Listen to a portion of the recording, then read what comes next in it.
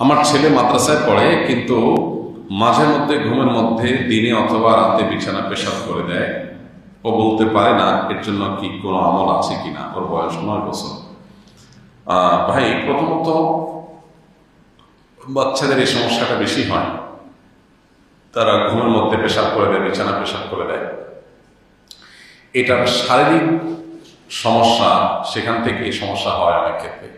এক্ষেত্রে ডাক্তার দেখালে অনেক সময় সমাধান হয়। পাশাপাশি ঝাড়ফুঁকের মাধ্যমেও কিছু আমলের মাধ্যমে উপকার হয়। স্পেসিফিক কোনো আমল কোরআন বা হাদিসে আলাদা করে উল্লেখ করা নাই যে বিছানা পেশাবের জন্য এই আমল।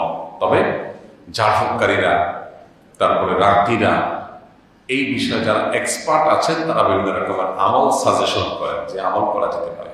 কোরআন হাদিসের সাথে সাংঘর্ষিক না হলে সেরকম আমল করা যেতে পারে, কিন্তু এর পাশাপাশি বিছানায় পেশাব করার বিষয়টা